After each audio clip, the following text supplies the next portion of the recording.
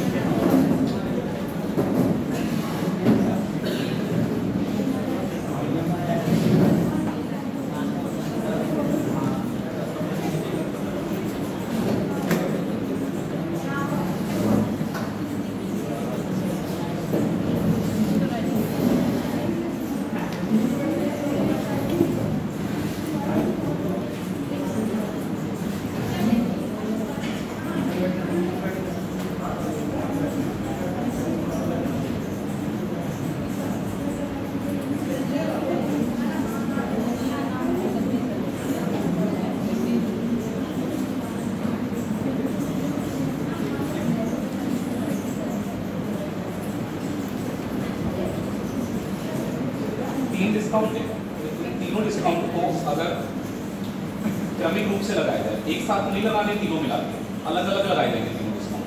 अब इनमें आप किसी को भी आगे पीछे कर ले, आंसर सेम आएगा। चाहे आप 15 पहले कर लो, 20 पहले कर लो, तो भी वही आंसर आएगा। इनका ऑर्डर चेंज करने पे आंसर चेंज नहीं होगा। एक तो बात आप ये समझें। तो जैसे आप भी सॉल्व कर रहे हैं, अगर आपको लगता है कि ये वाले डिस्काउंट में पहले एक साथ सॉल्व करूंगा तो कोई दिक्कत नहीं। 2 डिस्काउंट को सिंगल डिस्काउंट बनाने का तरीका कल बताया आपसे। क्या था, अगर 2 डिस्काउंट मिल रहे हैं आपको तो उनका नेट डिस्काउंट निकाल सकते हो आप हटा के। तरीका क्या था, दोनों डिस्काउंट का सम यानी कि उनको ऐड कर दो और दोनों डिस्काउंट को मल्टीप्लाई करके 100 से क्या कर दो भाग। यह आपका नेट डिस्काउंट एक सिंगल डिस्काउंट में चेंज हो जाएगा अगर 2 डिस्काउंट है। लेकिन यहाँ पर 2 डिस्काउंट थोड़े ना, यहाँ पर कितने डिस्काउंट है, 3 डिस्काउंट। तो या तो आप एक काम ये करो, पहले 2 डिस्काउंट को एक सिंगल डिस्काउंट बनाओ, जो 2 सबसे आसान। जैसे आप मुझे देखिए 20 और 10 मुझे आसान लग रहा है, ठीक है। इन दोनों को सिंगल डिस्काउंट बनाएंगे, तरीका वही रहेगा, ठीक है। क्या करना है, अगर आप इनका डिस्काउंट निकालेंगे 10 प्लस 20, पहले दोनों डिस्काउंट को क्या करना है, ऐड करना है। फिर माइनस 10 इंटू 20, डिवाइड किससे करना है, 100 से। 0 कट जाएगा, 30 में से 2 घटा लो। ये जो डिस्काउंट है ये कितने परसेंट का हो गया, 28। तो अब इनको आप 2 डिस्काउंट मत पढ़िए, एक ही डिस्काउंट है, कितने परसेंट, 28%। और दूसरा डिस्काउंट यहाँ पर कितने परसेंट का है, पहले इन दोनों को मिला के सिंगल डिस्काउंट बना लिया, इसकी बात खत्म हो गई। अब आपके लिए डिस्काउंट है 28% और दूसरा डिस्काउंट कितना है, 28 और 15 का सक्सेसिव लगा लो। यहाँ से नेट डिस्काउंट कैसे निकालेंगे, 28 प्लस 15 माइनस 28 इंटू 15, डिवाइड किससे करना है, 100 से। 28 और 15 कितना होगा, अगर 28 और 15 को आप ऐड करेंगे तो कितना आ जाएगा, 43 आ जाएगा, 43। उसके बाद आपको 28 और 15 का मल्टीप्लाई करके 100 से डिवाइड भी करना है। तो 15 इंटू 8 120, 15 इंटू 2 30 और 12 42। 420 को 100 से भाग करेंगे तो पॉइंट लग जाएगा 1 अंक पे, यानी कि 4.20। इतना ही तो आएगा। पहले मल्टीप्लाई कर लिया, फिर 100 से डिवाइड करेंगे, 2 अंकों पे दशमलव लग जाएगा। लास्ट में 0 आप ना भी लिखे तो भी कोई दिक्कत। 43 में से 4.2 घटाइए तो 42 माइनस 4 38, और 0.2 अगर माइनस करेंगे तो बचेगा 0.8, यानी कि नेट डिस्काउंट इन तीनों का कितने परसेंट बन रहा है? 38 पॉइंट। अच्छा इनका टोटल करके देखो कितना आ रहा है, 20 और 10 30, 20 और 15 कितना होगा, और मिला कितना डिस्काउंट? 38%। 7% का बीच में घपला हो गया, अलग अलग डिस्काउंट देने की वजह से। अब जैसे हमने कल 2 डिस्काउंट के लिए रेशियो से किया था, आप कर सकते हो, कोई दिक्कत नहीं है, सेम आंसर आएगा। अच्छा 10% का अगर आप रेशियो की बात करें तो कितना आएगा? 10% का फ्रैक्शन क्या बनेगा? फिर दूसरा डिस्काउंट 20% है, 1/5। तीसरा वाला 15% है। अब डिस्काउंट है तो सब में से माइनस ही तो करना है। 10 में से 1 घटाइए, कितना बचेगा? 5 में से 1 घटाइए, और 20 में से 3 घटाएंगे तो अगर आप इनको मल्टीप्लाई कर लेंगे सभी, तो ये जो रेशियो आएगा ये पता है किसका आएगा? एमआरपी, और ये वाला क्या होगा? सेलिंग प्राइस, यानी विक्रय मूल्य। अंकित मूल्य और विक्रय मूल्य का अनुपात पता लग जाएगा यहाँ से। आप जब अंकित मूल्य और विक्रय मूल्य का अनुपात पता लग जाएगा तो डिस्काउंट निकालने में कोई दिक्कत होगी। बस आपको ये फ्रैक्शन में वैल्यू पता होनी चाहिए। कुछ कट पाएगा? 4 से अगर हम 20 को डिवाइड करेंगे कितना देगा? 5 × 5 25, 25 को 10 से मल्टीप्लाई कर दो, कितना आ जाएगा? 17 को 9 से मल्टीप्लाई करने पर कितना आता है? 17 और 9 का मल्टीप्लाई कितना आएगा? 153। अंकित मूल्य 250 रुपए है और बेचा कितने में है? 153 में। क्या कुछ डिस्काउंट दिया गया यहाँ पर? अगर आप यहाँ से तुलना करके देखें तो यहाँ डिस्काउंट तो दिया जा रहा है। कितने का डिस्काउंट मिल रहा है? 97 रुपए कम कर लिए हैं, तो डिस्काउंट है 97 रुपए का, लेकिन परसेंटेज में पूछा है। जब आप परसेंट डिस्काउंट निकालते हैं क्या करना होता है? डिस्काउंट किस पर चेक करना है? आप अगर डिस्काउंट का परसेंट बनाएंगे तो हमेशा चेक किस पर करेंगे? एमआरपी पर। तो डिस्काउंट कितने रुपए मिला है आपको? डिस्काउंट मिला है 97 रुपए का, और एमआरपी कितनी है? एमआरपी कितनी है? 250। परसेंटेज बनाने के लिए मल्टीप्लाई किससे होगा? अब देखो 50 का ये डबल है और ये 50 का 5, तो 97 का 4 गुना कर लो, 4 × 7 28, 4 × 9 36 और 2 38, 388 और 10 से डिवाइड करेंगे तो ये आ जाएगा 38.8। आंसर में कोई चेंज आएगा? तो आप ये समझ लो एक ही बात है। अगर आपको लगता है कि हम पहले 2 डिस्काउंट को सिंगल डिस्काउंट बनाएंगे, फिर इसको तीसरे वाले के साथ मिला के एक और सिंगल डिस्काउंट, तो भी वही आंसर आएगा। लेकिन कभी कभी ओवर कैलकुलेटेड डेटा होता है। अब ये जैसे आप ये देखो, चलो ये तो सब में 20% 25% आसानी से फ्रैक्शन बनेगा, 12% आ गया, 18% आ गया, 17% आ गया। अभी 2023 में जो CPO-SI का पेपर हुआ, 3 सक्सेसिव डिस्काउंट के ऐसे ऐसे कैलकुलेटिव सवाल दिए जो रेशियो से करने बैठे होंगे ना, उन्हें 2-2 मिनट लगा होगा उसका डिस्काउंट निकालने। उसके लिए अपने माइंड में एक चीज और रख लो, अगर बहुत कैलकुलेटिव डेटा लग रहा है, पता कैसे लगता है? ऑप्शन देख के पता है। पॉइंट के बाद 2-2 3-3 अंकों तक अगर आंसर आ रहा है तो कैलकुलेटिव तो है ही। अगर पॉइंट के बाद 1 अंक तक भी आ रहा है, जैसे इसके आंसर तो ठीक है, पॉइंट के बाद 1 ही डिजिट तक तो आ रहा है, कर लोगे आप इसको, रेशियो से भी कर लोगे, इस वाले तरीके से भी कर लोगे, लेकिन फॉर्मूला तब भी याद कर। अगर आपको कोई 3 डिस्काउंट देता है, X%, Y% और Z%, तो इन तीनों डिस्काउंट को डायरेक्ट आप नेट डिस्काउंट में चेंज कैसे करेंगे? पहले फॉर्मूला मैं लिख दे रहा हूं, X + Y + Z, तीनों पर आपको पहले ऐड करना है, ठीक है? एक एक स्टेप को आप समझते जाना, उसके बाद माइनस करना है। 2-2 के पेयर बना के मल्टीप्लाई करोगे, X × Y, Y × Z, Z × X, ठीक है? पहले x की मल्टीप्लाई y से करेंगे, फिर y की z से, फिर z की x, और इस पूरे को ऐड करने के बाद आपको डिवाइड करना है किससे? 100 से, ठीक है? अब तीसरे स्टेप, 2 स्टेप में ये खत्म नहीं होने वाला। तीसरे स्टेप क्या है? यहाँ प्लस करना है, तीनों को मल्टीप्लाई करोगे x, y और z, और यहाँ डिवाइड करना है आपको 10,000 से। अब इतना लंबा फॉर्मूला आपको कैसे लगाएंगे? तरीका सीखो ना कि कैलकुलेशन को कैसे बंद किया जाए। आपको मैं अभी निकाल के बता रहा हूँ। एजेटिक आंसर इसी का निकाल ले रहे हैं, तो ये आपका होमवर्क में करना, ठीक है। 3 डिस्काउंट है ना, 10% है, 20% है और कितना है 15। मैं अगर यहाँ पर इन तीनों डिस्काउंट की बात करूँ, मुझे ये तीनों डिस्काउंट चाहिए, तो एक एक्स है, एक वाई है और एक क्या है, इन तीनों का देखो नेट डिस्काउंट ऐसे ही जोड़ने में तो कोई दिक्कत नहीं है तीनों को। 20 + 10 कितना होगा, 30 और 15, तो यहाँ तो आप डायरेक्ट ले भी सकते हैं, कितना आ जाएगा 45 आ जाएगा तीनों का टोटल। अब दो का मल्टीप्लाई करना है, अपने आप करते जाओ। देखो 10 का मल्टीप्लाई 20 से करेंगे कितना आ जाएगा 200, 20 का मल्टीप्लाई 15 से करेंगे तो कितना आ जाएगा 300, और 15 का मल्टीप्लाई अगर 10 से करेंगे तो कितना आ जाएगा, इतना बड़ा तो नहीं लगा कैलकुलेशन, दो का मल्टीप्लाई तो करना है।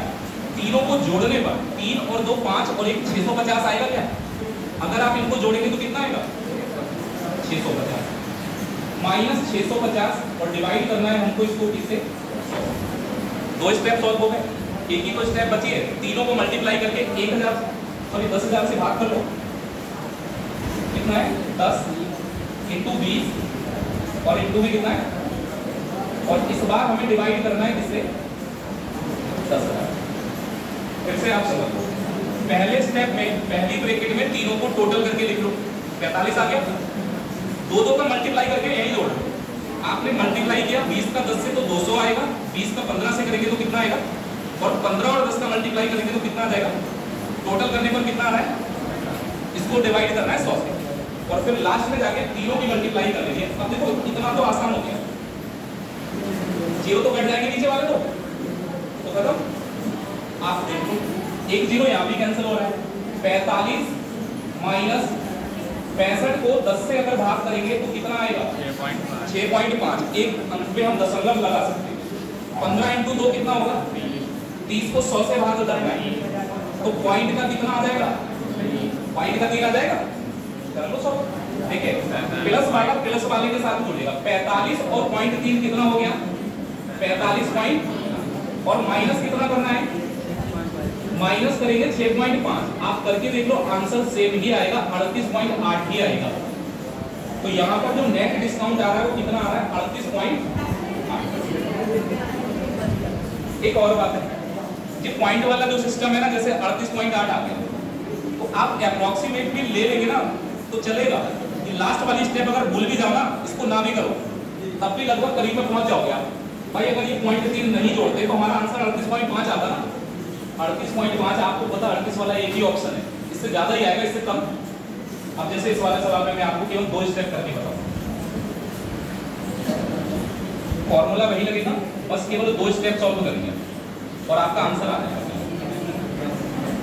कितना आ रहा है 12, यहाँ कितना है डिस्काउंट 20, और तीसरा डिस्काउंट कितना है, ये 3 डिस्काउंट है। अब नेट डिस्काउंट निकालने के पहले इनको जोड़ो, 25 और 20 कितना होगा 45 और 12, 45 में 12 जोड़ेंगे कितना जाएगा, फिर माइनस करना है, 2 का मल्टीप्लाई करना है, ध्यान रखना। 12 का मल्टीप्लाई 20 से करो कितना आ जाएगा, 12 और 20 का मल्टीप्लाई कितना होगा, 20 का मल्टीप्लाई 25 से करो, और अब 12 का मल्टीप्लाई 25 से करो, कितना हो गया 500 + 300 800, 800 और 240 कितना होता है 1040, और बटे में आएगा हमारे पास कितना प्लस। आप कह रहे हो तीनों की मल्टीप्लाई करनी है, इसकी 12 की 20 की और तीसरा डेटा क्या है हमारे पास 25। डिवाइड किससे करना है हमें, यहाँ जो डिवाइड करना है वो किससे करना है 10 का। अब आप देखो अगर 100 से मैं इसको डिवाइड करूंगा तो क्या ये 10.4 हो जाएगा, 10.4 ही तो होगा। अगर 100 से डिवाइड करेंगे 2 अंकों पे दशमलव आ जाएगा, 10.4 हो जाएगा। 57 में से जरा 10.4 घटाना कितना आएगा, जल्दी बताओ 40. अगर आप 57 में से 10.4 घटाते हैं तो ये आ जाएगा 46 दशमलव कितना आ रहा है 6। ये वाला केवल ऐड ही तो करना है, अगर आप इसको ऐड करेंगे 1 0 हम काट सकते हैं, कोई दिक्कत नहीं।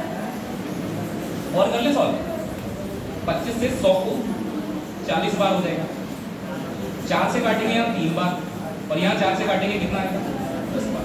आप बताइए 3 × 2 कितना होगा, 6 को अगर 10 से डिवाइड करेंगे, 6 को अगर 10 से डिवाइड करेंगे तो 0 पॉइंट कितना आ जाएगा, 0.6 आ जाएगा। अब मैं इस बात को अभी आपके लिए भुला दे रहा हूँ, आप सोच लो इधर करना ही नहीं है। आपका आंसर 46.6 आ रहा है, थोड़ा बहुत बढ़ेगा। अगर 10,000 से डिवाइड करोगे ना तो पॉइंट मतलब 1 से कम ही वैल्यू बढ़ेगी। अब अगर 46.6 आ गया ना तो 47.6 तक नहीं पहुंचेगा, बीच में ही कहीं आएगा आंसर। तो आंसर आप देख लो 46 और 47.6 के बीच में ही होगा। मतलब आप ये समझ लो 10,000 से डिवाइड करने के बाद पॉइंट में वैल्यू बढ़ेगी, पूरा 1 यूनिट नहीं बढ़ पाएगा। आप 10,000 से डिवाइड कर रहे हो, 10,000 बहुत बड़ी वैल्यू होती है, तो पॉइंट का 6 ही तो बढ़ पाएगा। पॉइंट का 6 बढ़ा देंगे तो क्या ऐसा हो जाएगा 46.6 से सीधे 48 पहुंच जाएगा।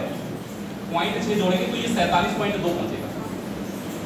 मतलब इसलिए बता रहा हूँ, कभी ऐसा होता है कि आपको लगता है ओवर कैलकुलेट पर टाइम कम है, क्योंकि आपको मैं बता देता हूँ एसएससी मतलब 1 घंटे में 100 क्वेश्चन, और 1 घंटे में 100 क्वेश्चन करना मजाक वाली बात नहीं है।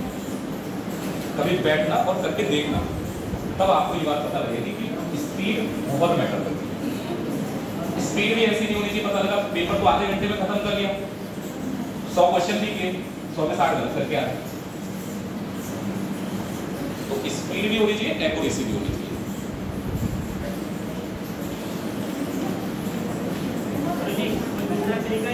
क्या चीज?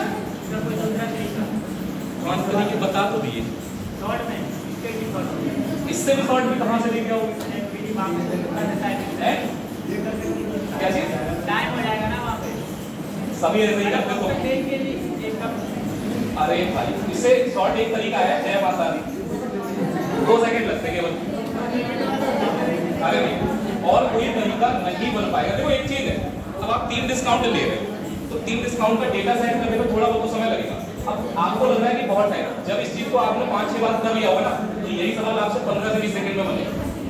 अभी तो आपको लगेगा, आप कोई भी चीज पढ़ लो, जो चीज 5 सेकंड में भी है ना, वो भी आपको 50 सेकंड अभी लगाएगी पहली बार। जब आप उसको बार बार करते ना, तो आप इतना परफेक्टली कर लेते कि आपको पता ही लगता कब वो सवाल होगा। इतना परेशान आप सभी ऐसे ही करते हैं, यही तरीके हैं। देखो मैं आपको बता रहा हूँ, अगर डेटा सही सलामत कायदे का दिख रहा है तो रेशियो से चल लो, मुझे कोई दिक्कत नहीं। अब ऐसा डेटा आ जाए 12%, 18%, 17%, तो रेशियो में बदलने में आपको बहुत कैलकुलेशन करना पड़ेगा, तो फिर आप फॉर्मूले से करते हो।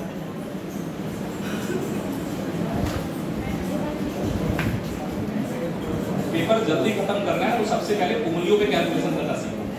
मतलब आपको लिखने से ज्यादा आपकी उंगलियों पे कैलकुलेशन होते हैं, और उसकी प्रैक्टिस करनी पड़ेगी। अगर आज भी आपको लगता है 45.3 में से 6.5 घटाना है, ऐसे करके ही घटाना है, बहुत मुश्किल चीजें पड़ेगी, क्योंकि आप थोड़ा सा दिमाग लगाओ, क्या हो जाएगा। अच्छा एक बात बताओ, 45.3 में से 6.5 घटाना था, 44 में से तो घटा लोगे, 44 में से 6 घटाओ कितना बचेगा? 44 में से तो 6 घट जाएगा, 38 बचेगा। 1.3 में से 0.5 घटाओगे 0.8 बचेगा, तो कितना आ जाएगा? 38.8 आ जाएगा। जितना समय लिखने में खराब करोगे उतना आपको ओरल होने लगेगा।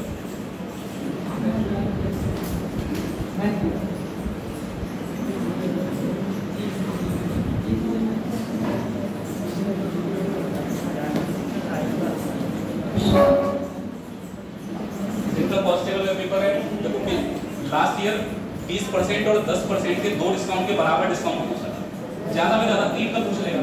तो आप इस चीज को जरा ध्यान रखते हो सकता है एक सवाल आपके पेपर में रखा है कोई ऐसा।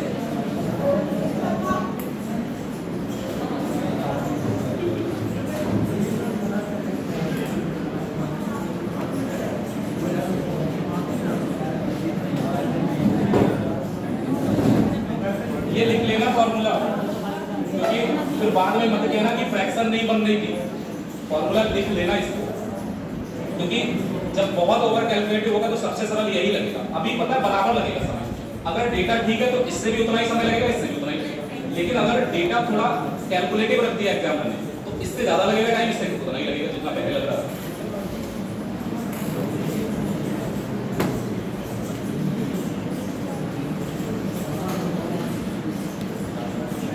नोट हो गया क्या? समतुल्य बट्टा आपने समझ लिया। अब 4 डिस्काउंट होंगे तो भी सवाल बन सकते हैं, लेकिन 4 डिस्काउंट के सवाल अभी तक देखे नहीं गए।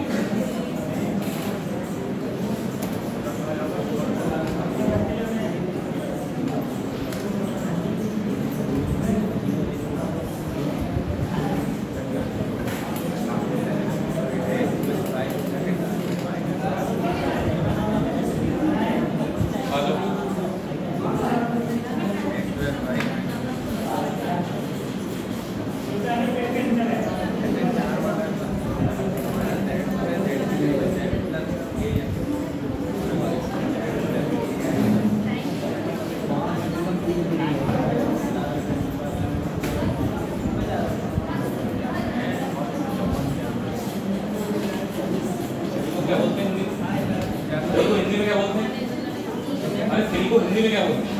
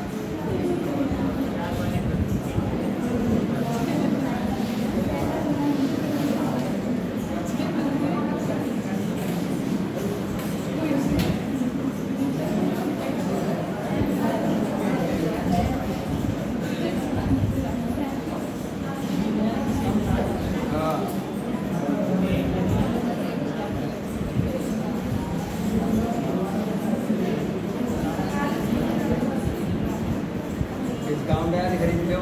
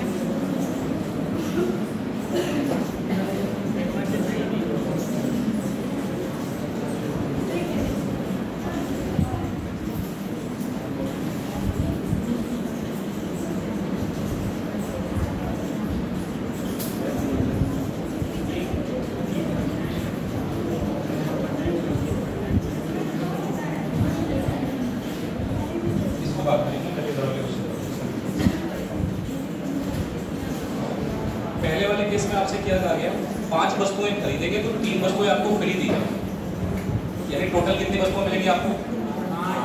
5 तो खरीद के लाए, 3 फ्री, टोटल तो 8 मिली आपको। चलिए, दुकानदार ने आपको 8 वस्तुएं दी, लेकिन आपने तो पेमेंट कितने का किया है? 5 का। या आप मान लो 8 वस्तुएं 8 रुपए की है, आप तो 5 ही रुपए देके आए, तो 3 वस्तुएं फ्री लेके आए, उनका पेमेंट 3 रुपए आपके डिस्काउंट में आ। कोई भी वस्तु जो 8 रुपए की है वो 5 रुपए में मिल रही है तो 3 रुपए डिस्काउंट मिला। एमआरपी कितना है? 8। जितना आपने पेमेंट किया वो एमआरपी नहीं है। तो इसको देखो आप पता है इजीली समझ लोगे, आप इस तरीके से समझ लिया। अगर डिस्काउंट चेक करना है तो आप केवल इतना देख लिया करो फ्री वस्तुएं कितनी मिल रही, वो हमारा डिस्काउंट, और जितनी वस्तुएं दुकानदार ने आपको दी है टोटल वस्तुएं वो हमारे लिए एमआरपी हो जाएगी। इस पे चेक कर लो, आपको पता लग जाएगा डिस्काउंट कितनी % है। तो यहाँ पर फ्री में कितनी वस्तुएं मिली हैं, लेकिन टोटल वस्तुओं की बात करें तो 5 वस्तुओं का पेमेंट किया है और 3 फ्री में मिली। तो टोटल वस्तुएं हम कितनी लेके आ रहे हैं, 8 लेके आ रहे हैं। 5 + 3 यानी टोटल वस्तुएं कितनी, तो 3 का डिस्काउंट अगर 8 पे दिया जा रहा है तो परसेंटाइल बनाने के लिए हमको 100 से मल्टीप्लाई करना है, और 3/8 होता है 37%। 37% डिस्काउंट दिया है इस दुकान में। कितनी बात हो गई। नीचे वाला सवाल दिखने में ऐसा है लेकिन उससे अलग है। 7 वस्तुएं खरीदने पर आपको कितनी वस्तुएं मिल रही है, तो कितनी एक्स्ट्रा वस्तुएं दी इसमें, तो यहाँ पर आपको जो फ्री में वस्तुएं मिली है वो सिर्फ कितनी मिली है, 3। जो 10 वस्तुएं आपको दी गई उनमें 7 ही तो आपने खरीदी थी, 3 एक्स्ट्रा वस्तुएं दी, इसका मतलब ये 3 वस्तुएं क्या है, फ्री।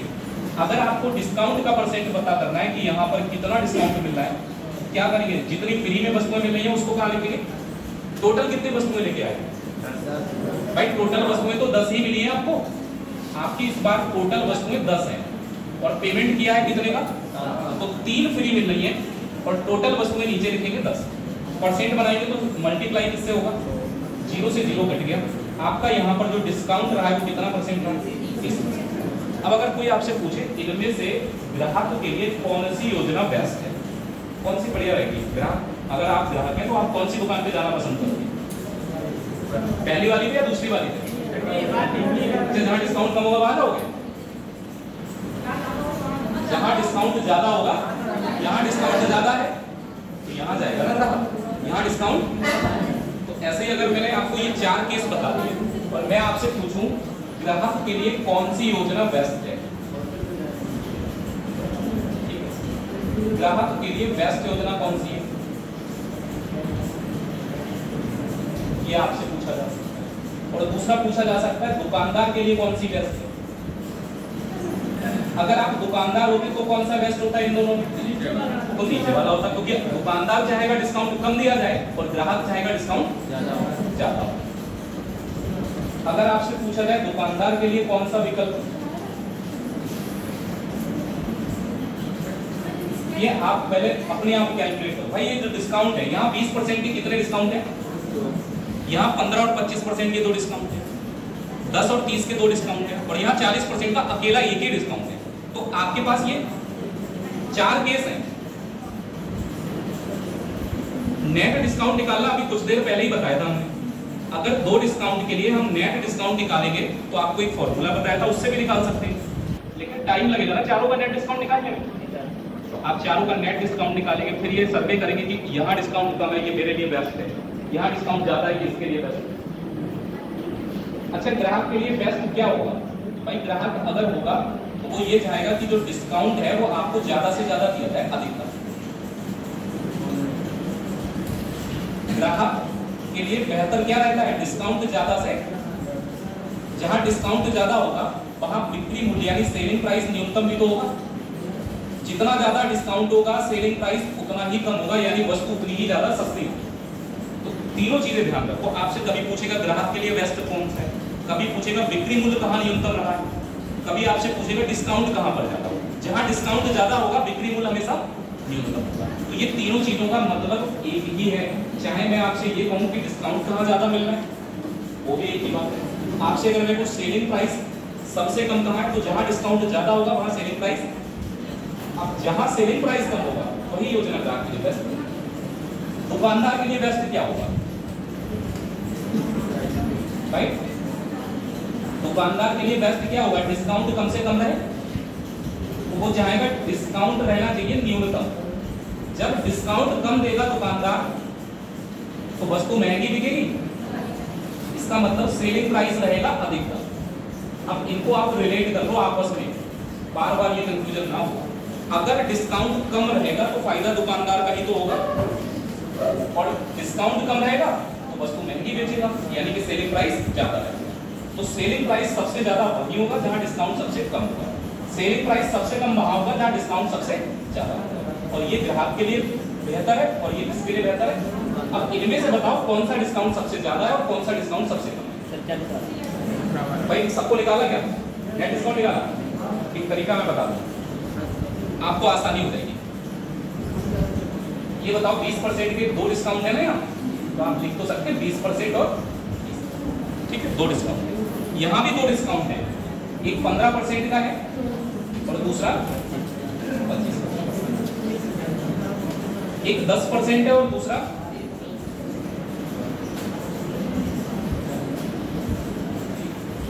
एक 40% का डिस्काउंट है। क्या कोई दूसरा डिस्काउंट भी है यहाँ? तो दूसरा वाला डिस्काउंट आप लिख है नहीं तो 0% तो लिख सकते हैं। दूसरा डिस्काउंट कितने परसेंट रहा है? अब आप पता है क्या चेक करो, क्योंकि इन सबका टोटल आपस में बराबर होगा। आप अगर 20 और 20 जोड़ेंगे कितना आएगा? 15 और 25, 30 और 10, और अगर 40 के 0 जोड़ेंगे यानी टोटल तो सेम है, लेकिन अब हम जो माइनस करने वाले हैं वो वैल्यू इफेक्ट करेंगे कि डिस्काउंट कौन सा ज्यादा होगा कौन सा कम। तो आप पता है क्या है, जितनी ज्यादा वैल्यू आप जैसे इनका डिफरेंस तो चेक कर सकते हैं, केवल आपको इनका डिफरेंस देखना है। क्या भाई आप बताइए, यहाँ पर अगर 20 और 20 का डिफरेंस लेंगे तो डिफरेंस कितना आएगा? 15 और 25 का डिफरेंस, अरे डिफरेंस में पॉजिटिव लेते हैं। अगर 15 और 25 का अगर आपसे डिफरेंस पूछा जाए तो 25 और 15 में कितने का अंतर है? 30 और 10 में। अब यहाँ एक 40 है और एक 0, 40 में से 0 घटाएंगे तो अंतर कितना आएगा? आप केवल इतनी बात को याद रखिएगा, जहां पर सबसे कम अंतर होगा वो डिस्काउंट भी सबसे कम होगा। ये आप बताइए, यहाँ पर डिफरेंस सबसे कम है, न्यूनतम है ना? तो जहां पर सबसे कम अंतर होगा वहां पर डिस्काउंट भी न्यूनतम होगा। इस बात को आप याद रख लेना, जो डिस्काउंट होगा वो भी हमारा कैसा होगा? केवल आप उस सवाल में अगर टोटल आपको ऐसा दे रखा है कि जिनमें जोड़ने पर बराबर की वैल्यू आ रही है, तो आपको कोई जरूरत नहीं है कि सबका अलग अलग डिस्काउंट होगा। केवल इतना चेक करना कि सबसे कम अंतर कहां पे है। यही वाले में 20 और 20 का अंतर कितना है? 0। अगर सबसे कम अंतर है तो डिस्काउंट भी सबसे कम यही वाला होगा। जहां सबसे ज्यादा अंतर है, सबसे ज्यादा अंतर कहां है? तो अगर जो डिफरेंस है हमारा ये सबसे ज्यादा होगा, जहां पर अंतर सबसे ज्यादा होगा वहां पर डिस्काउंट भी सबसे ज्यादा होगा। अब आपसे अगर इनको ऑर्डर में लगाने को कहूं तो सबसे कम डिस्काउंट यहां होगा, सेकंड नंबर पे 10, थर्ड नंबर पे, और सबसे ज्यादा डिस्काउंट, तो सबसे ज्यादा डिस्काउंट ये दे रहा है।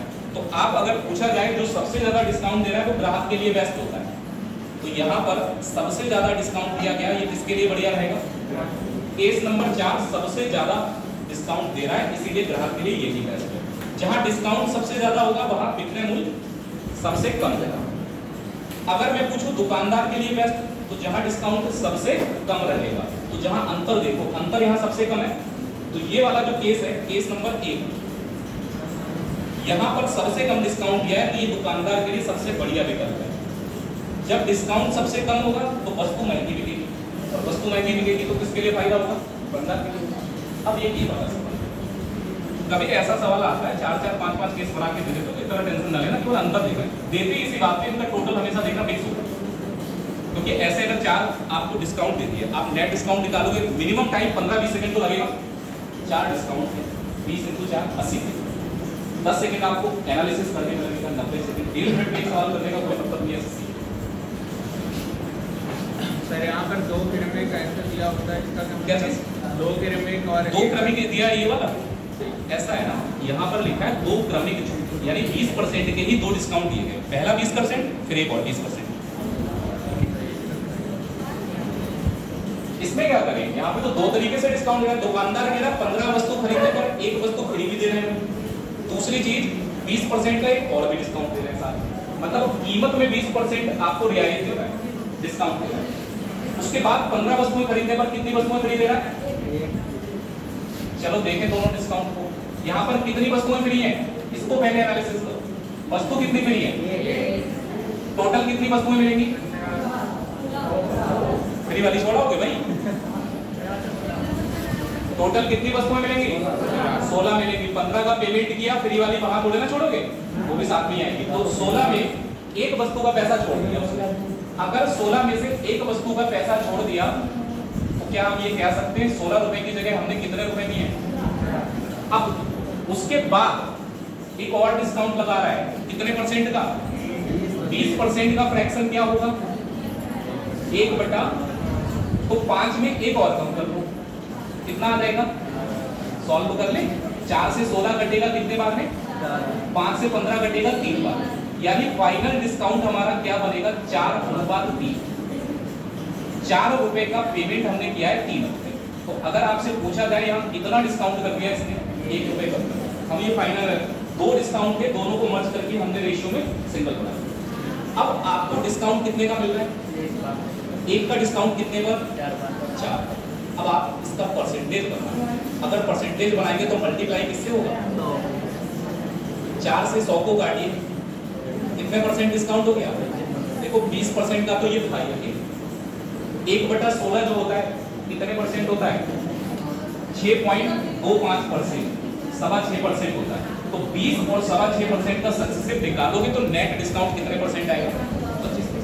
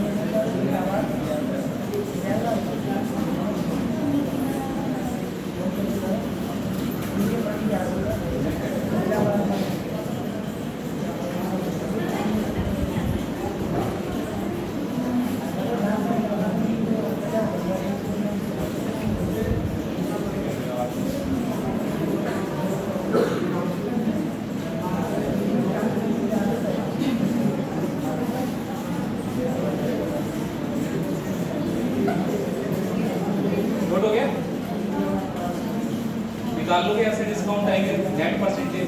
ये भी बता दोगे ग्राहक और दुकानदार के लिए बेस्ट कौन सा रहेगा। ठीक है, अब एसएससी के पीवी से उठा के देखना, इस तरीके के बहुत क्वेश्चन है। केस 1 केस 2 करके डाल दिया, आपसे कहेगा कौन सा ग्राहक के लिए बढ़िया रहेगा, दोनों बराबर है क्या, मतलब ऑप्शन ऐसे देगा केस 1 केस 2 दोनों बराबर है, नन ऑफ दीज ऑप्शंस, ऐसा इस तरीके का ऑप्शन है। मेन चीज क्या है, आप बता ही दोगे ग्राहक के लिए या दुकानदार के लिए कौन सा बेस्ट है, बस ये पता होना चाहिए डिस्काउंट है कितना परसेंट। चलो आगे हो गया ना।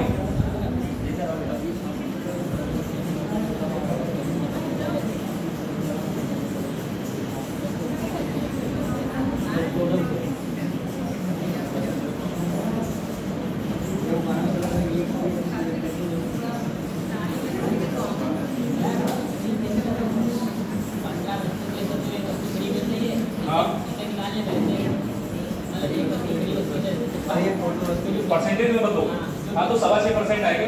जो डिस्काउंट है उसके निकालने की देखो तुम्हारा मतलब ये है कि 1/16 ये डिस्काउंट मिल रहा है ना, 16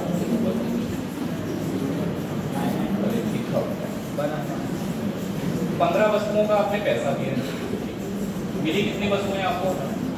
16 वस्तुएं मिली। ठीक, अब आप जैसे चाहे वैसे मानो। आप अगर ये मान के चलो कि 100 रुपए की कोई वस्तु है, ठीक है, 100 रुपए की आपने ये वस्तु मान ली कि MRP 100 रुपए है, तो आपके पास कितने रुपए का सामान आ चुका है? 1600 रुपए का सामान आ गया। आगे की बात सुन, आपने 20% का डिस्काउंट भी तो दे दिया, तो आपने जब पेमेंट किया तो 100 रुपए पूरे नहीं दिए, आपने कितने दिए? 80 के हिसाब से पेमेंट किया है, तो 15 × 8 आपने सिर्फ कितने रुपए दिए? 1200 रुपए दिए। 400 रुपए डिस्काउंट हो गया 1600 पे, 1/4 कितना आ जाएगा? 25%।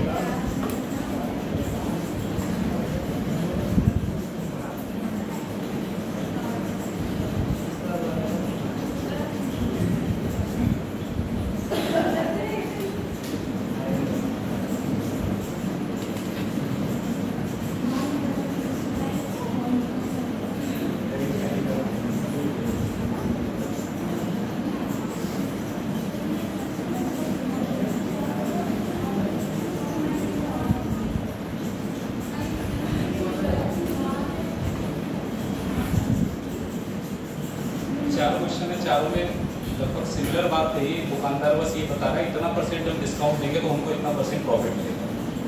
अलग अलग चीज़ें पूछी, किसी में एमआरपी पूछा है, किसी में सीपी पूछा है, किसी में ये पूछना चाह रहा है कि एमआरपी सीपी से कितने परसेंट ज़्यादा है। तो लगभग एक ही जैसे सारे सवाल पूछे। आपको मैंने लास्ट क्लास में ही बता दिया, अगर ये स्टेटमेंट आता है कि इतना परसेंट डिस्काउंट दिया और फिर भी इतना परसेंट दुकानदार प्रॉफिट दिया है, तो एक फॉर्मूला बताया था मैंने आपको। क्या बताया था? एमआरपी और सीपी का रेशियो निकाला। जितना प्रॉफिट का परसेंटेज है उसको 100 में जोड़ लीजिए और जितना डिस्काउंट दिया उसको 100 में से क्या कर दो, आपको ये पता लग जाएगा कि एमआरपी और सीपी एक्चुअल में किस रेशियो में यहाँ पर रखे गए। बस बात ये रिलेशन एमआरपी सीपी का बता देगा। तो पहले सवाल में आप देखिए, एक दुकानदार 10% का डिस्काउंट देता है और फायदा कितना देता है? 5%। तो मैं यहाँ पर लिख सकता हूँ एमआरपी अकाउंट में क्या आएगा? प्रॉफिट ऊपर जोड़ना है। प्रॉफिट कितने परसेंट का है? तो 100 में अगर हम 5 जोड़ लेंगे तो कितना आ जाएगा? डिस्काउंट नीचे माइनस करना है। डिस्काउंट कितना है? 100 में से 10 माइनस कर दो, कितना है? यहाँ तक प्रॉब्लम सॉल्व। ठीक, प्रॉफिट ऊपर प्लस करना है और डिस्काउंट नीचे माइनस कर देना है। आप इसको और ज्यादा मिनिमाइज कर सकते हो, 15 से यहाँ 7 बार और यहाँ 15 से कितना बार। अब देखो क्या बोल रहा है, कह रहा है इस वस्तु का अंकित मूल्य एमआरपी 1750 है। तो एमआरपी की जगह हम लोग 1750 लिख लें। निकालना क्या है? क्रय मूल्य यानी कि सीपी। तो जो क्रय मूल्य आपको निकालना है ये हमें नहीं पता है, तो इसकी जगह कोई वेरिएबल लिख देते हैं, थोड़ा इजी रहेगा। तो क्रय मूल्य निकालने के लिए हमने यहाँ पर कितना मान लिया, बस सॉल्व की तो करना है। ये बराबर में 7/6 है, चाहे तो ऐसे कंपेयर कर लो, 7 की वैल्यू दे रखी है, 6 की निकाल ली, या फिर आप कैलकुलेट करो तो ऐसे निकाल 7 से काटेंगे कितना आ जाएगा? 250। अगर आपसे x की वैल्यू पूछी जाए तो क्रॉस मल्टीप्लाई की जाए, 250 का 6 से मल्टीप्लाई करेंगे तो 1500 आएगा, और ये 1500 ही इस वस्तु का सीपी है, क्रय मूल्य है। तो अगर आपसे पूछा जाए इस वस्तु का क्रय मूल्य कितना होगा? 1500। तो इसमें कोई दिक्कत है नहीं, एमआरपी सीपी का रेशियो लिखो और सीधे सीधे आपका सवाल। अच्छा, ये भी पॉसिबल है कि अगर आपको लगता है कि हम कंपेयर करके करेंगे तो भी कोई दिक्कत नहीं। एमआरपी बटा सीपी आपने अभी निकाला था, 7 बटा कितना है? एमआरपी 7 है और सीपी कितनी होगी? 6 होगी। अब एमआरपी आपको दे रखा है, यानी 7 की वैल्यू दे रखी है 1750। 7 की वैल्यू कितनी दे रखी है? 1750 रुपए दे रखी है। तो 1 की वैल्यू निकालो पहले। आप 1750 को 7 से डिवाइड करेंगे तो 1 यूनिट बराबर कितना आ जाएगा? 200। निकालना सीपी था तो 6 की वैल्यू चाहिए होगी। 6 को 250 से मल्टीप्लाई करेंगे तो भी हमारा सेम आंसर आएगा कितना? कंपेयर कर पाओ तो कंपेयर कर लो, वरना यहीं पर कैलकुलेशन करके इसको सॉल्व कर लो। दुकानदार कह रहा 8% का डिस्काउंट देंगे और उसके बाद भी 15% फायदा लेना है। अगर ये जो लाभ हो रहा है ना 15%, 300 कर लेना, इसको 300 कर लेना। देखो लाभ कितने परसेंट का ले रहा है? ये 15%। डिस्काउंट कितने परसेंट दे रहा है? सबसे पहला काम क्या है? एमआरपी और सीपी का रेशियो लिखो। एमआरपी और बटे में क्या आएगा? सीपी। जितना प्रॉफिट है ऊपर प्लस करो। प्रॉफिट है 15 का तो 100 में 15 जोड़ेंगे कितना आ जाएगा? फॉर्मूला देखो अलग लिख देते हैं। डिस्काउंट जितना है वो माइनस कर दो, 100 में से 8 माइनस करो। 100 में से 8 माइनस करेंगे कितना बचेगा? 23 की टेबल से काट सकते हैं हम इसको। 23 का 5 गुना 115 होता है और 23 का 4 गुना। अब आपको एमआरपी निकालनी है। चलो हमने एमआरपी की जगह पे तो x लिख लिया, ये एमआरपी निकालना था, एमआरपी की जगह कितना लिख लिया, लेकिन सीपी तो पता होनी चाहिए, तभी तो आप बता पाएंगे एमआरपी कितनी है। लेकिन इस सवाल में क्या कहीं भी सीपी दे रखा है? क्या लागत मूल्य, क्रय मूल्य दे रखा है? नहीं दे रखा है। लेकिन एक चीज तो दे रखी है कि जो 15% का प्रॉफिट है ना, ये प्रॉफिट कितने रुपए के बराबर है? 300। तो आप ऐसा कह सकते हैं जो प्रॉफिट दिया जाता है वो किस पर दिया जाता है? तो सीपी का 15% दे रखा है। ये जो प्रॉफिट है ना, ये परसेंटेज में है 15%। अगर आप प्रॉफिट निकालेंगे तो कैसे निकालोगे? 15% ही तो निकालना है। 15% किसका निकालना है? सीपी का। तो सीपी का 15% इतना ही तो ये प्रॉफिट है, और प्रॉफिट दे कितना रखा है? तो बराबर में 300 रुपए लगा दो। अगर आप इसके बराबर में 300 रुपए लगाएंगे तो 15 से 300 कटेगा 20 बार। यहां से आप सीपी निकाल दोगे। 100 और 20 का मल्टीप्लाई करके आपको पता लग जाएगा कि इस वस्तु का क्रय मूल्य यानी कि लागत मूल्य कितने रुपए? 2000। यहाँ लगा के लागत मूल्य यहाँ पर लगा दो, सीपी की जगह कितना? 2000। और इधर है हमारे पास 5/4। कर लीजिए सॉल्व। या तो इस 2000 को ऊपर ले जाइए, x की वैल्यू निकालिए तो 2000 इस 5 के साथ गुणा हो जाएगा, और डिवाइड में कितना है हमारे पास? 4। 4 से 2000 काटेंगे, 4 पंजे 20, 500 हो गया, और 500 और 5 का गुणा कर दो, 2500 रुपए इस वस्तु का एमआरपी है। ठीक है। ऐसा भी हो सकता है कभी डिस्काउंट दे दें हम, तो डिस्काउंट एमआरपी पे दिया जाता है। एमआरपी पे डिस्काउंट दिया जाता तो यहाँ एमआरपी लिखते, डिस्काउंट का परसेंट लिखते, बराबर में लिखते तो एमआरपी निकाल लेते। लेकिन यहाँ बात हो रही है प्रॉफिट की, तो प्रॉफिट किस पे दिया जाता है? सीपी पर दिया जाता है। अब इसी के तरीके के दो सवाल है ऐसे भी बनते हैं। अंकित मूल्य लागत मूल्य से कितने परसेंट बढ़ा के डाल दें, ये बढ़ाकर अंकित किया जाए। ये पता क्या होता है? अंकित मूल्य जो बढ़ा के डाला जाता है इसको बोलते हैं मार्कअप प्राइस।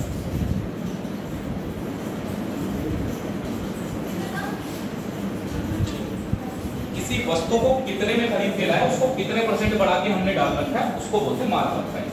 जैसे मैंने कहा किसी वस्तु का मूल्य हमने 20% मार्कअप किया है। मार्कअप का मतलब बढ़ा के डाला, उसी से बना है मार्क प्राइस अंकित। ठीक है, तो अब आप देखो, आपसे ये पूछ रहा है कि इन्होंने इस वस्तु की कीमत कितने परसेंट बढ़ा के अंकित की। पहले देखो एमआरपी और बटे में क्या आएगा? सीपी। जितना प्रॉफिट है ऐड कर लो। प्रॉफिट कितना दिया है इन्होंने? 12% का। तो 12% अगर ऊपर जोड़ेंगे तो कितना आ जाएगा? डिस्काउंट 20%, कितना आ गया? 80। डिस्काउंट माइनस करने पर, प्रॉफिट प्लस करने पर ये आ रहा है। अगर 16 के टेबल से आप डिवाइड करेंगे तो ये 7 हो जाएगा और ये कितना हो जाएगा? अब हमें पता लग गया आपकी जो सीपी है वो कितने रुपए है? 5। और एमआरपी कितना डाल रखा है? तो 5 रुपए लागत आई और तुमने 7 रुपए डाल रखा है, तो कितने रुपए बढ़ाया है? 2 रुपए। परसेंटेज ही तो बनाना है। 2 रुपए आपने एमआरपी बढ़ा दिया है, कितने पर? 5। तो 2 रुपए कीमत बढ़ाइए कितने पर? 5 पर। परसेंटेज बनाएंगे तो मल्टीप्लाई किससे होगा? 100। फिर से आप समझ लीजिए, 112 और 80 को 16 से काट के 7/5 और कम करके लागत हमारी है 5 रुपए। लागत कितने रुपए? 5। और इसका एमआरपी आपने कितना बना लिया? 7 रुपए। तो अगर मैं आपसे पूछूं इसकी कीमत कितनी बढ़ाई जा रही है? 2 रुपए बढ़ाई जा रही है। 2 रुपए कीमत बढ़ाई जा रही है, कितने पर? 5। तो परसेंटेज बनाएंगे तो ये जो परसेंट में आएगा, कितना परसेंट आएगा? 40। अब एक बात यही से बताना, एमआरपी कितने परसेंट बढ़ा के डाला है आपने? 40% ना। तो अगर मैं डिस्काउंट नहीं दूंगा तो मेरा फायदा भी तो 40% रहेगा। मैं उस वस्तु की कीमत अपनी लागत निकाल के कितना परसेंट पहले बढ़ा चुका हूं। अगर मैं डिस्काउंट भी नहीं दूंगा तो 40% मेरा प्रॉफिट ही तो है। नीचे वाला सवाल सेम है। आपसे कह रहा है कि अगर विक्रेता कोई भी डिस्काउंट नहीं देता है तो उसको कितने परसेंट फायदा होता है? यानी सिर्फ इतना ही निकाल लो, एमआरपी है कितने परसेंट का? एमआरपी और अपॉन में कितना आएगा? भाई देखो प्रॉफिट हो रहा है हमारा कितना परसेंट? 8%। डिस्काउंट है 10% तो 90 आ गया। 18 से काटेंगे तो यहाँ 6 बार और यहाँ 18 से काटेंगे तो कितना? अब आपको जरा समझना है सीपी कितनी है, लेकिन प्रॉफिट निकालेंगे तो पहले ये पता करो ना बेचना कितने में है। प्रॉफिट तो तभी आएगा जब ये पता लगेगा बेचा कितने में हमने। अगर डिस्काउंट नहीं देगा दुकानदार तो कितने रुपए में बेच देगा? आप दुकान पे गए, एक वस्तु का एमआरपी बढ़ा है 6 रुपए। एमआरपी कितना बढ़ा है? आपको डिस्काउंट नहीं देना चाह रहा, कितने में देगा आपको? जब वो डिस्काउंट नहीं देगा तो पैसा कम तो करेगा नहीं। 6 रुपए एमआरपी तो 6 में ही तो बेचेगा। तो नो डिस्काउंट का मतलब जितना एमआरपी बढ़ा है फिक्स रेट में ही बेच देगा वो, आपको कोई पैसा कम नहीं करेगा। तो अगर वो आपसे कह रहा है कि डिस्काउंट नहीं दे रहा है, इसका मतलब ये हुआ है जितना एमआरपी पड़ा था उस वस्तु के उतने में बेच दिया। एमआरपी कितना पड़ा है? तो 6 रुपए में ही बेच दिया इसने। 5 रुपए लागत है और 6 में बेच रहा है, तो फायदा कितने का हो रहा है? 1 का हो रहा है। 1 का फायदा तो हो रहा है कितने पर? 5। 1 का फायदा अगर 5 पे होता है तो परसेंटेज बनेगा कितना? 20%।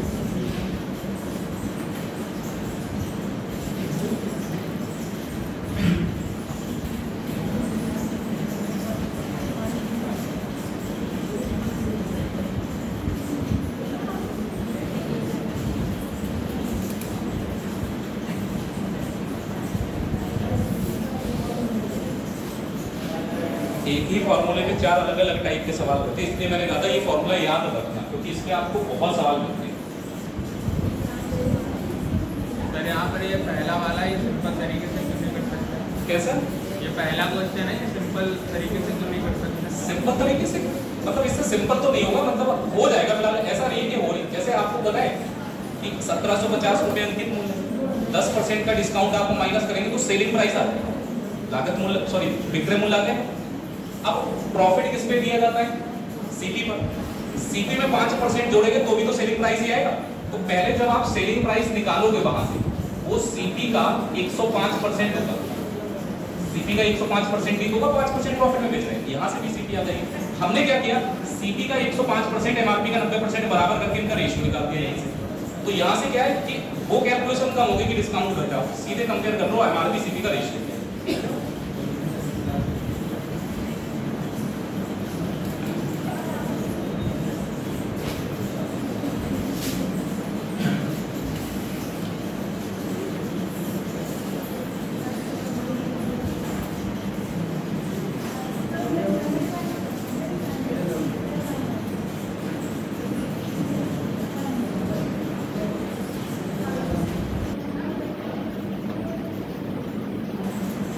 आप निकाल लो भी, इस वाले सवाल से कम आप थोड़ा बिजनेस करना सीख जाएंगे, कितने % बढ़ा के एमआरपी डाला जाए, कितना डिस्काउंट रखा जाए, तब कितना प्रॉफिट मिलेगा बता सकते हैं, है ना।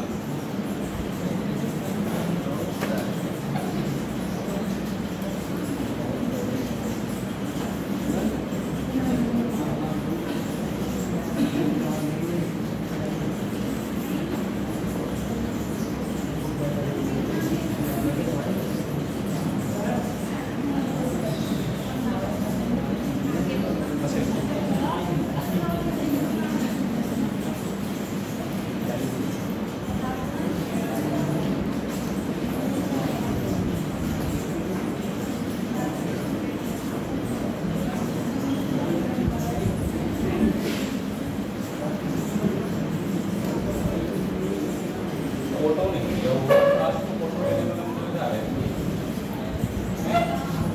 फोटो कौन लेगा?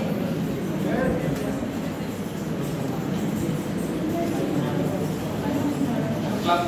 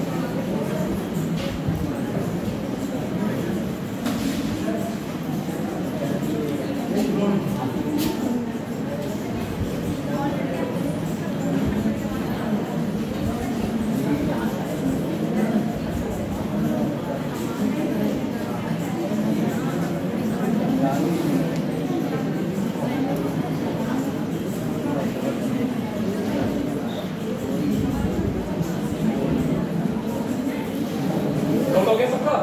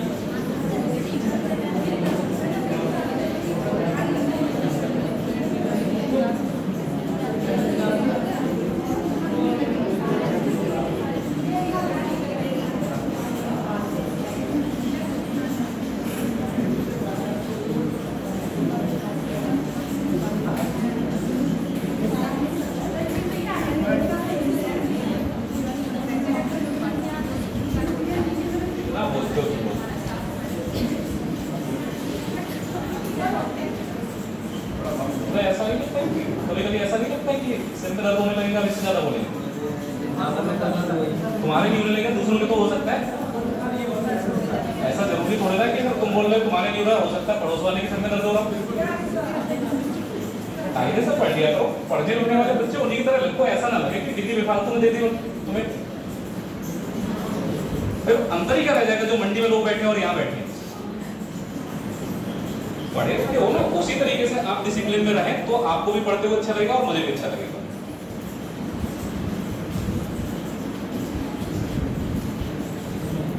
मैंने क्या कहा कि डिग्री अगर आप पढ़े लिखे हैं ना तो केवल आपके पास एक ऐसी एबिलिटी कि आप पढ़े लिखे को नहीं दिखते हैं, मतलब आप एक सभ्य व्यक्ति हैं, आप चीजों को अच्छे तरीके से समझते हैं, कहाँ पर किस तरीके से बात करनी ये भी समझते हैं।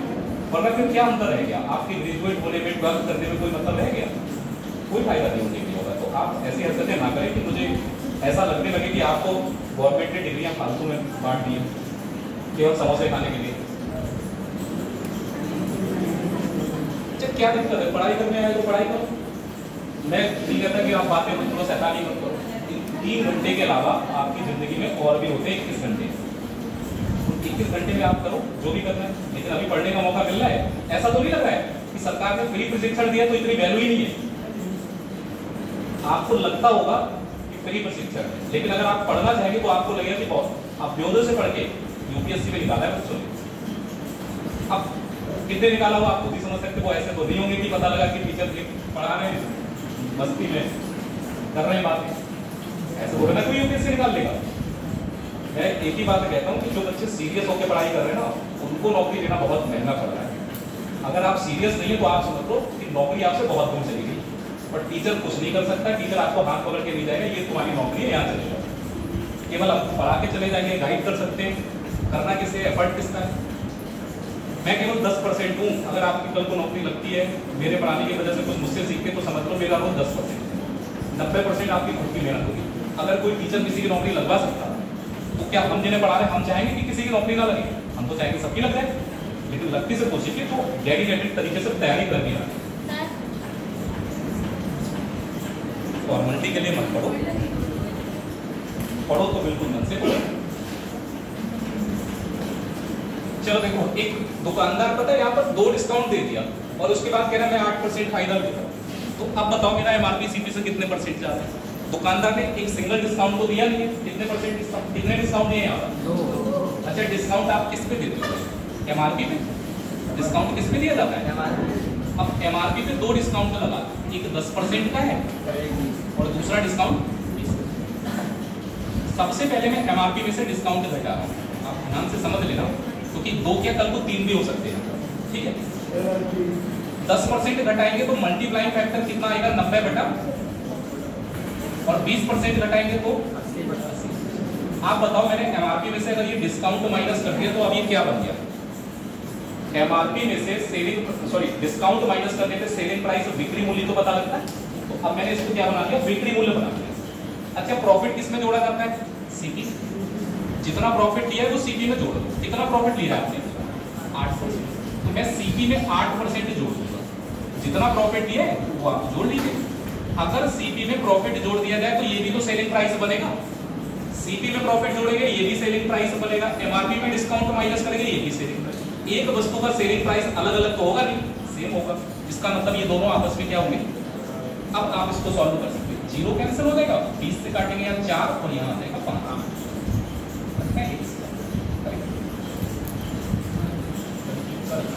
चलो अब हो गई गलती। 5 और 10 का मल्टीप्लाइंग कितना होता है? 50। 50 से 100 काट दो, कितना बार आ जाएगा? 2 से ये कटेगा, 2 का 5 बार और 2 का 4 बार। अब हमारे पास वैल्यू ये बची एमआरपी। 9 × 4 कितना हो गया? 36। और इधर बचा है सीपी इंटू, ये भी कटेगा। 18 से काटेंगे तो यहाँ 2 बार आ जाएगा और 18 से काटेंगे तो यहाँ। अब क्या नहीं बता पाओगे सीपी एमआरपी का रेशियो क्या है? इतना कर लिया तो अब सीपी एमआरपी निकालने में क्या? सीपी के सामने कितना लगता है और एमआरपी के बराबर में। तो अगर 2 रुपए लागत आई होगी तो आपने इसको बढ़ा के कितने रुपए डाला है? 3 रुपए डाला है। परसेंटेज में बताना है आपको, कितने परसेंट बढ़ाई है कीमत, ये आपको यहीं से पता है। 1 रुपए बढ़ा दिया, 1 रुपए कितने पर बढ़ाया है? 2। अगर 1 रुपए 2 पे अगर आप बढ़ा के लिख रहे हैं ना तो परसेंटेज में ये बात कितना नहीं रहेगी? अगर हम इस बात को परसेंटेज में लिखना चाहें तो ये कितना परसेंट होगा? 50% के बराबर। 2 रुपए की हमारी सीपी, 3 रुपए आपने एमआरपी बना दिया उसका, 1 ही रुपए तो बढ़ाया, 1 रुपए 2 रुपए पे बढ़ा के आ रहे हो तो फिर आधा ही तो बढ़ रहा है। आधा होता है कितना परसेंट? 50%। यहाँ आपने एक स्टेटमेंट दी है कि अंकित मूल्य मेरा है ना वो लागत से 40% ज्यादा है और मैं डिस्काउंट कितना दे रहा हूँ? अब हो सकता है कि ऐसा आगे बोल रहा है कि अगर इस छूट पर ये दुकानदार बेचेगा तो इसका जो भी लाभ या हानि परसेंट होगा वो आप बताइए। अब समस्या क्या है? लाभ या हानि निकालेंगे तो किस पर निकालोगे? प्रॉफिट या लॉस निकालने के लिए आपको जरूरत किसकी होती है? सीपी। अब अगर सीपी पर हम प्रॉफिट लॉस निकालेंगे तो एक तो तरीका ये है कि आप ये मान के चलो कि जो हमारी लागत है वो कितने रुपए आ रही है वस्तु की? 100 रुपए। आपने बढ़ा के कितना डाला? तो अगर मैं 100 रुपए वाली चीज पर 40% बढ़ा के अंकित कर रहा हूँ, अंकित करने का मतलब एमआरपी, तो 40% अगर मैंने बढ़ा के डाल दिया कीमत तो 100 रुपए होगा इसका लाभ और एमआरपी कितना डालूंगा? 40। क्योंकि 100 रुपए में तो डायरेक्ट जोड़ सकते हैं ना। परसेंटेज में अगर आपको डेटा दे रखा है तो 100 में जोड़ने में कोई दिक्कत नहीं। एमआरपी कितनी आ गई? उसके बाद मैंने डिस्काउंट दिया है कितने परसेंट का? 30%। फिर बेच दिया इसको। मैंने क्या किया? 30% का डिस्काउंट दे दिया। तो आप मुझे ये बताइए कि क्या मैं इसको पूरे 140 में बेच रहा हूँ? 30% कम में तो बेच रहा हूँ। डिस्काउंट का मतलब कम में बेच रहा हूँ। तो अगर 30% मैं कम में बेच रहा हूँ तो कितने में बेचा जाएगा? भाई अगर आप किसी वस्तु की कीमत पे 30% कम कर या कोई संख्या ही 30% कम कर तो कितने परसेंट बचेगी वैल्यू? अब ये परसेंटेज का स्टार्टिंग वाला पार्ट है जो मैंने पढ़ाया, 30% कम करने का मतलब मल्टीप्लाइंग फैक्टर 70/100। अब ये वहीं से सीखे होंगे तो उन्हें तो पता है। 2 जीरो कैंसिल, 14 × 7 कितना आया? 58। खरीदा कितने में और बेचा कितने में? क्या प्रॉफिट हुआ? लॉस हो गया। कितने का? अगर ये लॉस 2 का है तो परसेंटेज लिखने में कोई दिक्कत तो नहीं, क्योंकि सीपी कितनी है?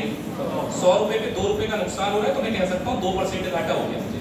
ये था केवल। अब कभी कभी क्या होगा, डेटा थोड़ा ऐसा भी हो सकता है कि आपको घटाने में जोड़ने में दिक्कत हो जाए। ये पहला तरीका। दूसरा वाला समझो, आपके कीमत बढ़ाई है 35%। कितना बढ़ाई? 35%। तो आप एक सक्सेसिव मेथड 2 चीजों का मैंने नेट रिजल्ट निकालने के लिए परसेंटेज में बढ़ा दिया था। यहां से भी इसको कर सकते हैं, डायरेक्ट नहीं आ जाएगा। आप देखिए 35% कीमत बढ़ाई है ना, तो प्लस 35 लिखो। डिस्काउंट कितना दिया है आपने? डिस्काउंट कितना दिया है? 20%। तो प्लस 35 और माइनस 20 का सक्सेसिव निकालो। 35 बढ़ाया, फिर उसके बाद उसी वैल्यू को 20% कम कर दिया डिस्काउंट की। जैसे आप देखो यहाँ पहले 40% बढ़ाया, फिर जो वैल्यू आ रही है इसको मैंने 30% घटाया, तो नेट रिजल्ट सक्सेसिव में तो आएगा चेंज होके। तो आप इसका सक्सेसिव बना लो। यहाँ जो चिन्ह लगाएंगे उसका ध्यान देना। प्लस और माइनस का मल्टीप्लाई क्या आएगा? 35 × 20 अपॉन में कितना हो जाएगा? 100। 20 से हमारा कट जाएगा 5 बार में और 5 से 35 कटेगा 7 बार। तो 35 में से 20 घटाएंगे 15, फिर 15 में से 7 घटाओ, 8 बचेगा, वो भी प्लस में।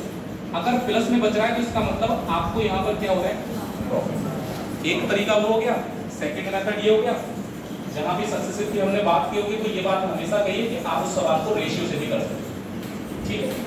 अब सक्सेसिव चिन्ह निकालने के लिए या तो आप इसको फॉर्मूले को यूज करें या फिर आप इसका डेटा देखो। 35% बढ़ा दिया और बाद में आपने इसको 20% डिस्काउंट दे दिया, तो 35% का फ्रैक्शन क्या आएगा? 7/। अगर मैं 35% बढ़ा रहा हूं तो 20 में 7 जोड़ लो, रेशियो बनेगा 20 और 27। फिर 20% का डिस्काउंट लगाया जाएगा इसमें। 20% कितना होता है? 1/5 पे 1 का डिस्काउंट हो गया। कितना आ गया? आप चाहे तो ऐसे काट लो, 4 से 20 कटेगा कितने बार में? 5 पंजे 25 होगा और यहाँ आ जाएगा कितना? अब पता है क्या रेशियो आया है? सीपी का और एसपी का। क्योंकि पहले आपने स्टार्टिंग में एक वस्तु खरीदी, उसकी कीमत बढ़ा के एमआरपी बनाया, एमआरपी पे डिस्काउंट लगा के सेल किया, यानी कि स्टार्ट हुआ ये कहां से? सीपी से, और एंड कहां पे हुआ? जब उस वस्तु को बेच दिया। तो सीपी एसपी का रेशियो आ गया। 25 रुपए में खरीदा और बेचा कितने में? तो फायदा कितना हो रहा है? 2 का फायदा हो रहा है ना। चेक किस पे करोगे? जितनी सीपी है, सीपी हमारे पास 25 रुपए है ना, तो 25 पे चेक कर लो और परसेंट बनाने के लिए 100 से क्या कर दूं? 25 का 4 बार 4 × 2, तो 3 मेथड बेसिकली इसके यूज होते हैं। आपको अगर करना है, देखो होता क्या है, सीधा सिंपल डेटा है। आपको अगर ओरल कैलकुलेशन ठीक ठाक है तो आप ऐसे ही कर दोगे। 100 में 40% बढ़ाएंगे, MRP 140, 30% का डिस्काउंट हो गया, बड़ा सिर्फ 40 है, और 140 का 30% 42 हो गया। आपने कीमत 40 बढ़ाई, घट गया 42, तो 40 बढ़ा के अगर 42 रुपए कम कर दी तो 2 और माइनस हो गया ना, इसीलिए नुकसान कितने % का हो रहा है। अब जैसे यहाँ पर है 35% बढ़ाया, कितने रुपए बढ़े, 35, 135 हो गई नहीं, 20% डिस्काउंट हो गया। 20% होता है 1/5, 135 का 1/5 अगर अपने माइंड में कैलकुलेट कर लिया तो 27 आ जाएगा। 35 बढ़ा के 27 कम कर दिया, तो 35 माइनस 27 कितना बचेगा, 8, प्लस में आएगा तो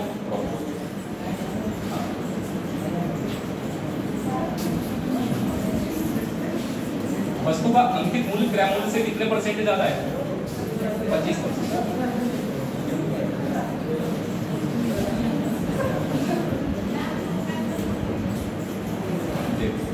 अब पीछे अंकित मूल्य क्रय मूल्य से कितने % ज्यादा है। आपको सवाल में दे रखा है कि जो अंकित मूल्य रखेंगे वो हम 25% बढ़ा के डालेंगे। तो ऐसा करते ना, हम मान ले रहे हैं इसको हमने खरीदा कितने में होगा, अब 25% बढ़ा के अंकित कर दिया आपने, तो 25% बढ़ा के अंकित करने का मतलब ये इसका अंकित मूल्य कितना हो गया।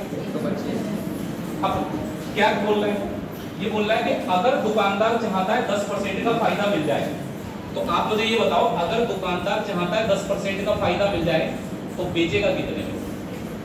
भाई 100 रुपए में तो खरीद के लाया है, 100 में खरीद के लाया, 10% फायदा चाहिए इसको, तो कितने में बेचना चाहेगा।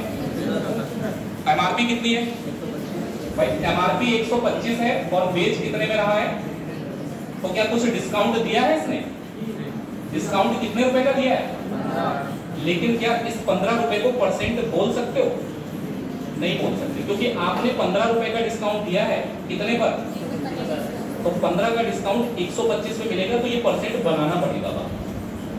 25 से ये 4 बार और 25 से ये 5 बार, 5 से 15 3 बार में कट गया, 3 × 4 कितना होता है। इसका मतलब आपको जो डिस्काउंट देना पड़ेगा वो कितना % देना पड़ेगा, 12%।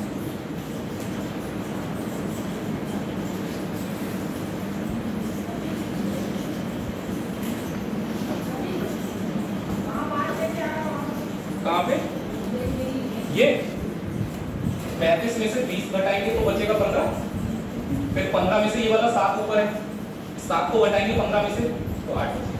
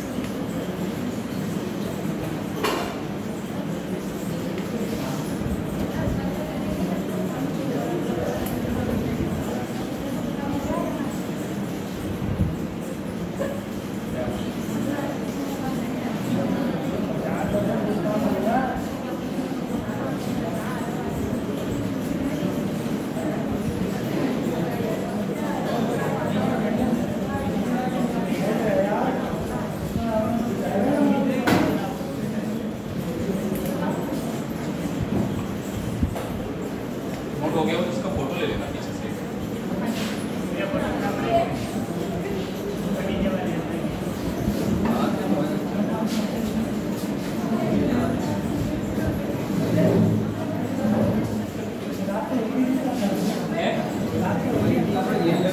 अरे जरूरत हमें तो अपनी फोटो थी, क्यों उसके पीछे पड़ेगा।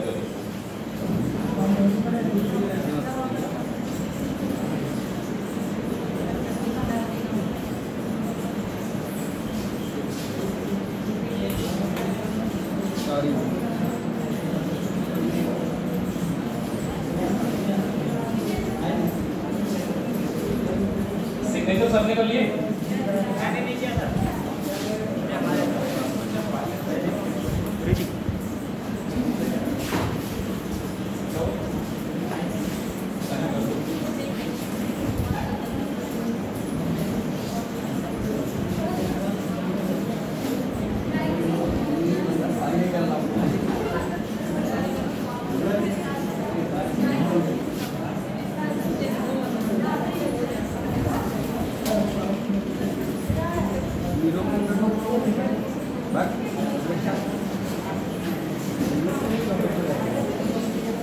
नोट हो गया?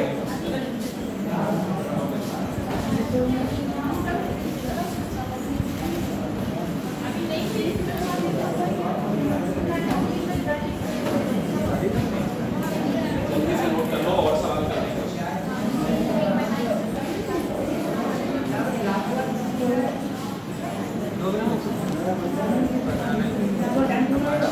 हमें अपनी काम हो गया।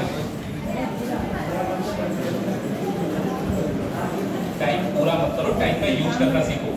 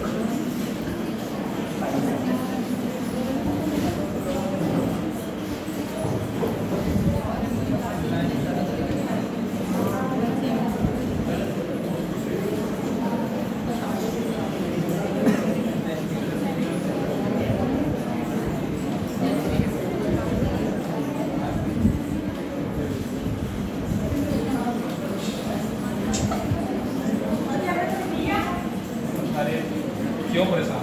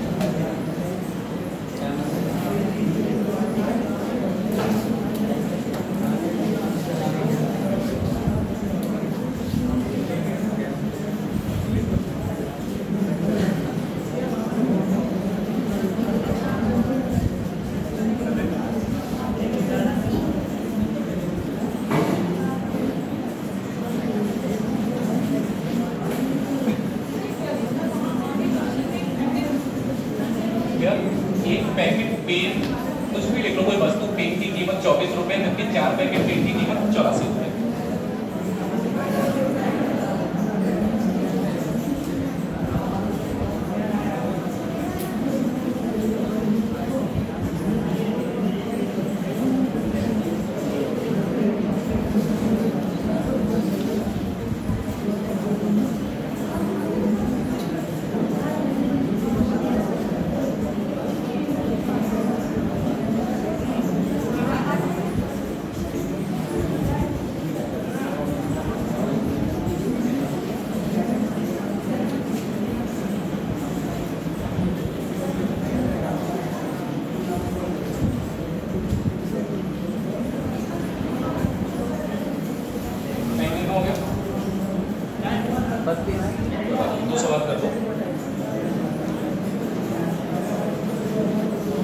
देखो एक पैकेट अगर आप खरीदेंगे तो कितने रुपए का है? 24। तो आप एक बात बताओ, 4 पैकेट अगर आप मार्केट में ले जाएंगे तो 24 रुपए के हिसाब से इनकी कीमत कितनी हुई? 96 रुपए की मिलनी चाहिए ना। एक पैकेट की कीमत, एक वस्तु की कीमत ही मान लो अगर 24 रुपए है तो 4 की कीमत 96। लेकिन इन्होंने जो 4 पैकेट बेचे वो कितने में बेचे? 84। यानी 96 रुपए की वस्तु को कितने में बेच दिया? और डिस्काउंट दिया कुछ?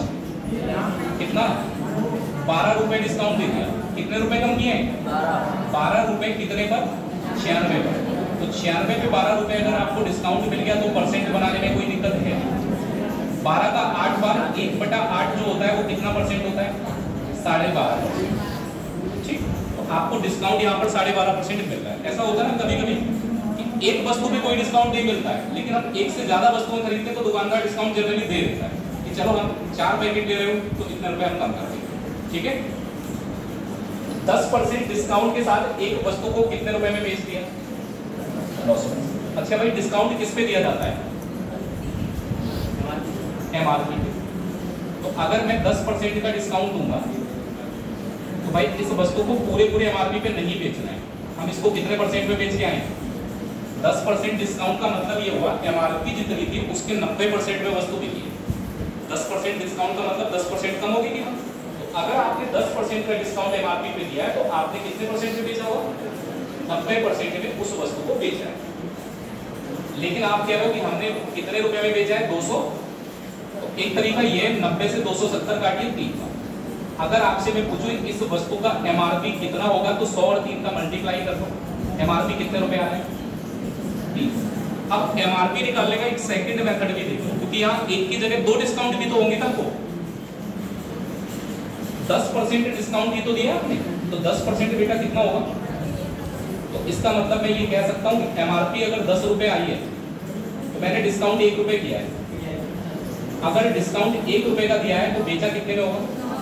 लेकिन सवाल कहता है कि आपने इस वस्तु को 270 में बेच दिया, तो 9 की वैल्यू 270 होगी तो 1 की वैल्यू कितनी आ जाएगी? 9 से 270 को डिवाइड करिए, 1 की वैल्यू कितनी आ रही है? तो अगर अब आपसे मैं पूछूं एमआरपी इस वस्तु का क्या है, तो एमआरपी आपको पता है कितना है? 1 की वैल्यू 30 है, तो 30 से मल्टीप्लाई कर दो, इस वस्तु का जो एमआरपी आएगा वो कितना आ जाएगा? तो जैसे आपको ठीक लगे, अगर आपको पहले तरीके से लग रहा है कि हम एमआरपी डायरेक्ट निकालेंगे कि 90% 270 तो एमआरपी कितना होगा? ठीक है, अब एमआरपी निकाल लिया, अगला काम क्या है? ये कह रहा है कि 20% का प्रॉफिट हो रहा है अगर वो डिस्काउंट ना दिया जाए। डिस्काउंट ना देने पर कितना फायदा हो रहा है? तो 20% कितना होता है? 1/। तो क्या ये आप कह सकते हैं कि 5 रुपए में अगर आपने खरीदा होगा तो बेचा कितने में होगा? 6 में। अब ये मत क्या देना कि वो तो बोल रहे हैं 270 में बेच रहा है, 270 में नहीं बेचा है। ये तो 270 में बेचा था, तब बेचा था जब डिस्काउंट कितने परसेंट का था। अब डिस्काउंट थोड़े का दे रहा है, जब डिस्काउंट नहीं देगा तो आपको कितने में बेचेगा? जितना एमआरपी है आप इस बात को अपने माइंड में सेट कर लो, नहीं डिस्काउंट देगा तो एमआरपी जितनी उतनी नहीं बेचेगा। अब इसने आपसे कह दिया कि हम डिस्काउंट ही नहीं दे रहे। 20% का फायदा कब हुआ? डिस्काउंट देने पर या ना देने पर? जब डिस्काउंट नहीं दिया तभी तो 20% का लाभ मिला। तो डिस्काउंट नहीं दिया होगा तो जितना एमआरपी आया वस्तु का उतने में बेचोगे आप। एमआरपी कितने रुपए आया? तो आप कोई डिस्काउंट नहीं देंगे तो इसको 300 में ही बेचोगे। तो 6 की वैल्यू कितनी होगी? 1 की कितनी हो जाएगी? 50 रुपए। आपका सीपी निकालने के लिए 5 यूनिट निकालना होगा, 50 रुपए के हिसाब से निकालिए। सीपी कितना आ गया? चलो आज तो सरल से क्वेश्चन किए, तो थोड़ा सा लेवल आगे का पढ़ेंगे जो जरूरी है।